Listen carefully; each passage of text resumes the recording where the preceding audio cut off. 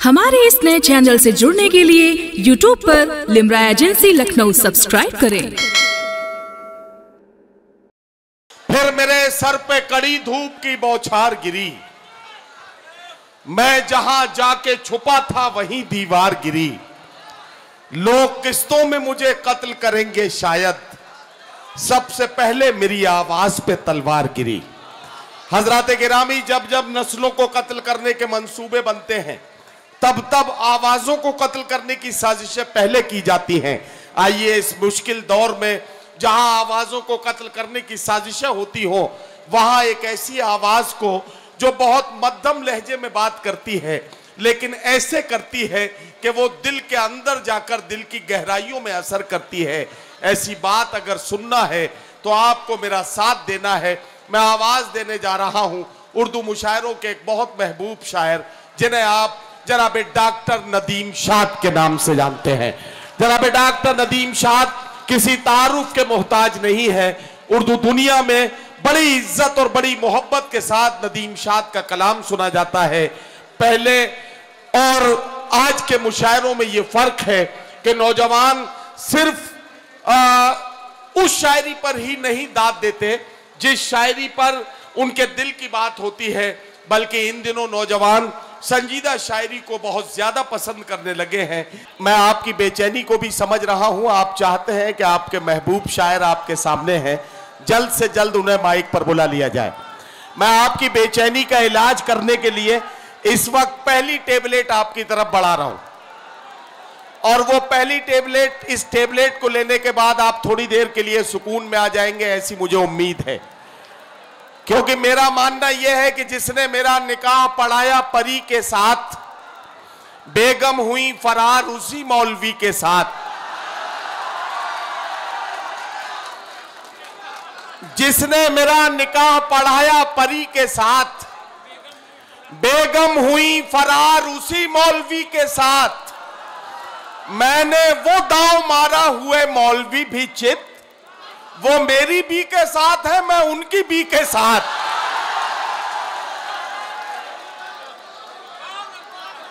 अच्छा, ये अगर आपकी समझ में आ गई है बात, तो जो अगली कहने जा रहा हूं वो गारंटी से आपकी समझ में आएगी।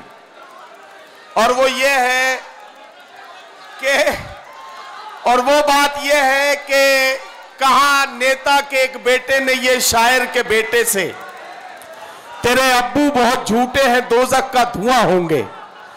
कहा शायर के बेटे ने, मुझे तो ऐसा लगता है तेरी अम्मी जहां होंगी मेरे अब्बू वहां होंगे। तो आइए ऐसे ही उल्टे पुल्टे मामलात से निपटते हुए आगे बढ़ते हैं और एक ऐसी उल्टी पुल्टी बातचीत करने वाले शायर को बुलाता हूं कि मैं उस शायर को बुलाने जा रहा हूं जिसके बारे में मैं पहले ऐसा कहता था, लेकिन आज के अहद में मुझे यह कहना पड़ रहा है कि उसने आज के नौजवान का जो गजल का जो जायका है वो उस तरफ मुतवज्जे किया है, अपनी गजल को वो उस तरफ लेकर आया है कि जहां नौजवान जिस तरह की शायरी इन दिनों सुन रहे हैं और सोशल मीडिया से जिस तरह की शायरी इन दिनों पूरी दुनिया में सुनी जा रही है, उस शायरी की तरफ लौट कर आना या उस शायरी को मुशायरों में पढ़ना। जाहिर है कि शेर तो शायद इससे पहले भी वो इस तरह के कहते होंगे, लेकिन वो मुशायरों में इस तरह की शायरी नौजवानों की फरमाइश पर इन दिनों उन्होंने पढ़ना शुरू की है। तो मैं इसी हवाले से उन्हें बुलाना चाहता हूँ। चार मिसरे पढ़ता हूँ। फहमी बदायूनी ने कभी कहा था कि दोस्तों ने हंसा दिया आकर, अच्छे खासे उदास बैठे थे, रात भी जब तुम्हारा फोन आया हम तुम्हारे ही पास बैठे थे। रात भी जब तुम्हारा फोन आया हम तुम्हारे ही पास बैठे थे। या मुझे कहने दें तो मैं ये कहूं कि रूमाल ले लिया है किसी महजबीन से, कब तक पसीना पोंछते हम आस्तीन से। ये आंसुओं के दाग हैं, आंसू ही धोएंगे, ये दाग धुल न पाएंगे वॉशिंग मशीन से।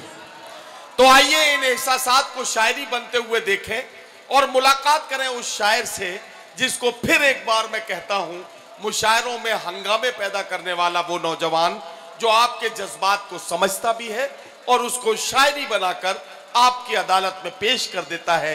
ये कमाल है आपके चहेते, आपके दिलों की धड़कन। आग बहते हुए पानी में लगा सकता हूं, चांद तारे भी तेरे वास्ते ला सकता हूं। महबूब भाई आपका काम कर रहा हूं। ये आपसे कहा गया था कि ये जो मेरा वो क्या है, मेरे कानों का जो झुमका है, जो 1.5 लाख का 2 लाख का बताया चांदनी ने, मैं आपकी तरफ से कर रहा हूं कि आग बहते हुए पानी में लगा सकता हूं, चांद तारे भी तेरे वास्ते ला सकता हूं। मेरे महबूब अगर बात न मानी मेरी, मैं अकेले भी हनीमून को जा सकता हूं। हजरात गिरामी, ये जो तंजिया और मज़ाहिया शायरी है, इसमें हमें और आपको हंसने और मुस्कुराने का मौका मिलता है, लेकिन हमारी मजबूरी यह है कि अगर हम एक लम्हे के लिए मुस्कुरा लें तो सैकड़ों आंसू हमारा पीछा करने के लिए निकल पड़ते हैं। लेकिन जिंदा रहना है तो जिंदा दिली से हालात का सामना करना, और इसके लिए एक तंजिया और मज़ाहिया शायर को बुला रहा हूं जो आसान आसान लफ्जों में आपके सामने अपनी तंजिया और मज़ाहिया शायरी का ऐसा माहौल बनाए कि महफिल में कह कहे बिखर जाए। इसके लिए देवबंद सहारनपुर से आने वाले मेहमान शायर जनाब जहाज देवबंदी को बुलाना चाहता हूं। पिछले 2 दिनों से जहाजों ने बहुत परेशान किया हुआ है। 3 फ्लाइटें तो मेरी और मैशर भाई की कैंसिल हुई है, कैसे कैसे जूझते यहां पहुंचे हैं। लेकिन एक जहाज हमारे पास ऐसा है, मौसम कितना ही खराब हो, विजिबिलिटी कितनी ही कम हो, वहां रनवे हो या ना हो, लेकिन हर छोटे बड़े शहर में यह जहाज लैंड कर जाता है। माइक पर आवाज देने जा रहा हूं और गुजारिश करने जा रहा हूं जनाबे खुर्शीद हैदर साहब से, मुजफ्फरनगर से आपका ताल्लुक है।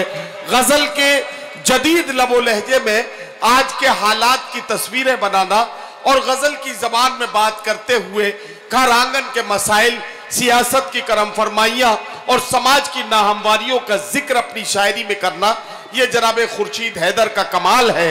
मैं उन्हें आवाज दे रहा हूं कि वो तशरीफ लाए और अपने खूबसूरत कलाम से नवाजे।